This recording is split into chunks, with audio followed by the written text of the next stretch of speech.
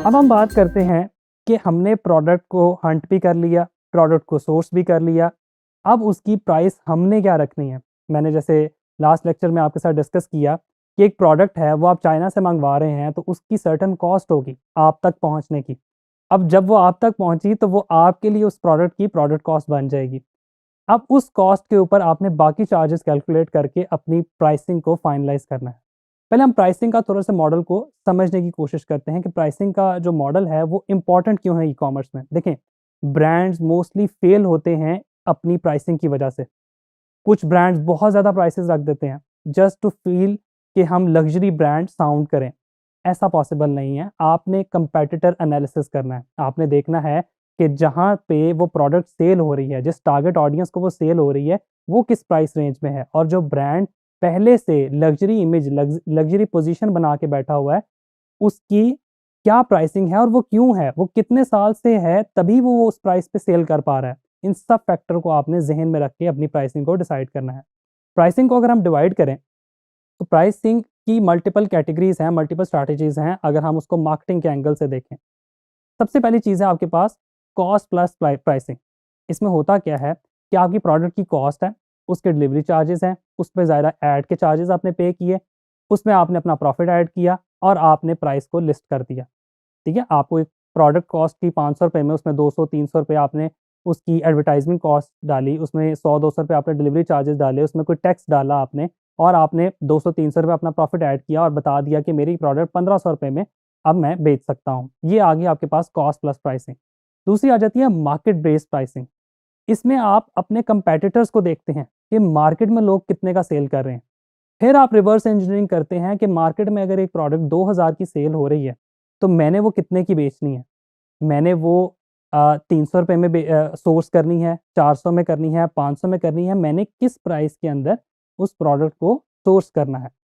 अब देखें, एक प्रोडक्ट 2000 में सेल हो रही है, हो सकता है अगर आप उसको सोर्स 200-300 रुपये में कर लें तो आपका जो प्रॉफिट मार्जिन है वो इंक्रीज कर जाए। फिर आपके पास आ जाती है value based pricing.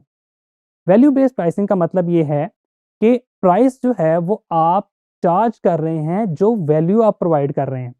For example, आपका ग्लासेस का ब्रांड है, आप उसकी पैकिंग अच्छी करके दे रहे हैं, आप उसके साथ कोई गिफ्ट कार्ड्स भेज रहे हैं, कोई वाउचर्स भेज रहे हैं, कुछ और चीज़ें भेज रहे हैं, तो इन सब चीज़ों को आपने फोकस करना है, तभी आप वैल्यू बेस्ड प्राइसिंग दे सकेंगे।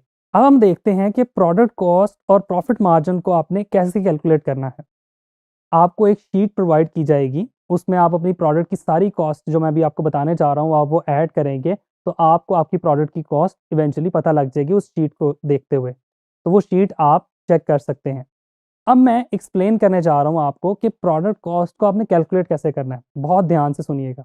सबसे पहले हम एक प्रोडक्ट की एग्जांपल लेते हैं।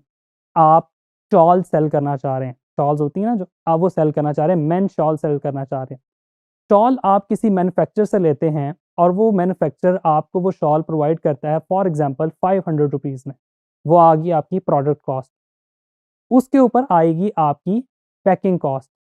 पैकिंग कॉस्ट आपकी फॉर एग्जांपल आप 200 रुपये आपकी पैकिंग कॉस्ट आ गई। आप बड़ी लग्जरी पैकिंग कर रहे हैं, बड़ा उस पर अच्छा रैप है, रिबन है, आप वो 200 रुपये मैंने वो कैलकुलेट कर लिया। प्रोडक्ट कॉस्ट आपकी चलेगी 700 पे। पैकिंग कॉस्ट हमारी आ गई 700 रुपीज़। फिर उसमें ऐड हुए हमारे कुरियर चार्जेस। कुरियर चार्जेस आपके पास आ गए 200 रुपये, आपने कुरियर चार्जेस के ऐड कर लिए। कुरियर चार्जेस के 200 रुपये ऐड करने के बाद प्रोडक्ट कॉस्ट होगी 900 रुपीज़। उसके बाद आप ऐड चलाएंगे उस प्रोडक्ट को बेचने के लिए। अगर आपका प्राइवेट लेबल ब्रांड है तो वो ऐड फॉर एग्जांपल आप 500 रुपया अपनी कॉस्ट जो कस्टमर एक्विजिशन कॉस्ट है, जिसको कैक बोलते हैं, कस्टमर एक्विजिशन कॉस्ट, आप वो 500 रुपया उस पर ऐड कर देते हैं, तो आपकी टोटल प्राइस चलेगी 1400 रुपीज़ पे। लेकिन अगर आप दराज पे सेल कर रहे हैं उस प्रोडक्ट को, तो दराज का कमीशन आपने इसकी जगह पे ऐड कर लेना है, वो भी आपके पास आ जाएगा, वो जो भी कमीशन बन रहा होगा। हम प्राइवेट लेबल के हिसाब से चलते हैं तो आपके पास 1400 रुपीज़ ये आ गए चार्जेस। अब 1400 रुपीज़ में आप अपना प्रॉफिट ऐड करेंगे। उसमें आपकी कोई 500 रुपये आपने प्रॉफिट ऐड कर दिया, 1900 रुपीज़ आपकी प्रॉपर प्रोडक्ट की प्राइस आ गई जब आप बेच सकते हैं। लेकिन यहाँ पे एक ट्विस्ट है। ट्विस्ट ये है कि 1900 रुपीज़ में आपका प्रॉफिट और थोड़े बहुत मिसलेनियस एक्सपेंसेस होंगे। ज़ाहिर आपका माल आ रहा है, शिपिंग हो रही है, बाकी चीज़ें छोटे-मोटे आपने इसमें एक्सपेंसेस रखने हैं। इसमें एक कॉस्ट आपकी आएगी रिटर्न की कॉस्ट, वो मैं आगे चल के बताऊँगा। पाकिस्तान में सबसे बड़ा मसला रिटर्न्स का है। तो मैं वो आगे चल के आपको बताऊँगा कि आपने वो कैसे कैलकुलेट करनी है। आपने उसके भी कोई ₹50 रख लेने हैं। फिर उसके बाद आपके पास एक कॉस्ट आएगी जो कि टैक्स है। गवर्नमेंट ने 2025 में 4% का टैक्स जो है वो लगा दिया है ई-कॉमर्स पे, जिसमें 2% सेल्स टैक्स है, 2% विथहोल्डिंग है। तो आपने ₹2000 पे वो 4% टैक्स भी ऐड करना है, तभी आपकी एक फाइनल प्राइस बनेगी। ये वो फ़ॉर्मूला है जो प्राइसिंग का मैंने आपके सामने रख दिया, आपको एक शीट भी प्रोवाइड कर दी जाएगी जैसा कि मैंने पहले बताया। आप उस शीट में अपनी सारी कॉस्ट अपनी जो कॉस्ट है वो ऐड करें तो आपके पास प्रोडक्ट की फाइनल प्राइस आ जाएगी।